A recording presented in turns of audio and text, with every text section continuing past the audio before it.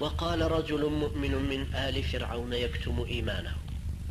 پیاوێکی ئەهلی فرعون لە جەماعەتی فرعون بوو، ئیمانی شاردبووە، بە نهێنی مابووە. ئەوەش طبعا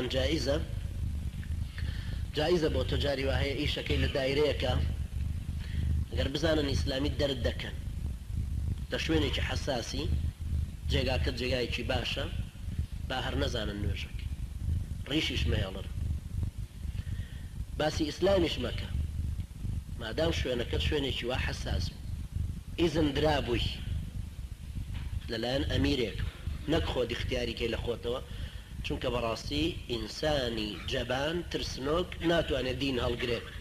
هەر هەمووشمان ڕیش بتاشین و چییە خەڵک نەزانێ ئیسلامین، ئەو کاتە کەسم پەیامە خوایەی پێ هەڵناگیرێت، بەڵکو بێت ئەو کەسانە ئیزن دراون، دەستگای پاراستنە، زانیاریە، لە ناو پێشمەرگایەتیایە، لە ئەحزابایە، لە شوێنی حەساسایە، لە دەوائرایە، لە ناو حکووماتایە، لە ناو هەرچی شتێک کە هەیە لەو جێگانەی کە فعلەن ئینسانی مسلمانی ملتەزم محارەبە ئەکرێتیایە، بەڵام شوێنەکەش ضروریە ئینسانی مسلمان نتوانێت تیا بمێنێت، چونکە ئەمە شوێنێکی حەساسی هەیە. مؤمن من آل فرعون يكتم إيمانه، لەکوێشایە؟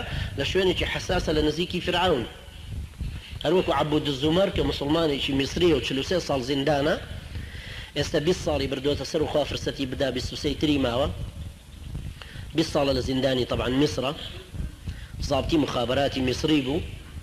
وەختێک سادات دوای ئیتیفاقیەکانی لەگەڵ ئیسرائیل، ئەو کەسانەی کە دژی ئیتیفاقیەکەی ئیسرائیل بوون وەکو عەبدولغەنی الجەمەسی کە وەزیری دیفاعی بوو، لە مەجلیسێکە بڕیارەدا کە بکوژرێ، عەبدولغەنی الجەمەسی بکوژرێ. عەبود الزومەر کە لە مەجلیسەکە بوو، ضابطی مخابراتی خۆیان بوو، بە ئالەتێکی تەسجیلی ئەڵمانی بەقەدەر دوونی نۆکە بێ قسەکانی ساداتی تەسجیل کردبوو. پاشان عەبدولغەنی الجەمەسی سواری هەلیکۆپتەر بوو، دوای 10 دقیقە فڕین لە ئاسمان سوتا، هەلیکۆپتەرەکەی سوتا و کوشتی. دوایی عەبود الزومەر کە درا بە دادگا، ویژێکێکە لەوانەی کە ساداتیان کوشت، ئەو ئیسلامبولی و عەتاتایل و حوسێن عەباس و ئەوانە، دوایی کە دران بە دادگا ئەوان حکمی ئیعدام گرتنیەوە و حکمیان درا، بەڵام عەبود الزومەر لە دوو دادگاییە، لە دوو قەزیەکە لەسەری بوو، 43 ساڵ حکمی درا. لەبەرەوەش نایان کوشت، لەبەرەوەی تەسجیلەکەی لە ڕۆژی محکەمە هێنایەوە پێشەوە کە سەوتی ساداتە ئەمرەکا بە کوشتنی عەبدولغەنی الجەمەسی. لەو شوێنە حەساسەیە هەم بوو بە سەبەبێک بۆ ئەوەی کە عمری خۆشی بمێنێ و خزمەتێکی گەورەش بکە، و بیشی کا بە حجە بە سەبەب بۆ خۆی لە محکەمە بڵێ من لەبەرەوە ساداتم کوشتووە، چونکە خیانەتی کردووە لە قووەی عەسکەری خۆی کە وەزیری دیفاعەکەی خۆیەتی کوشتوێتی، لەبەرەوەی ڕازی نەبووە بە ئیتیفاقی کام دێوید.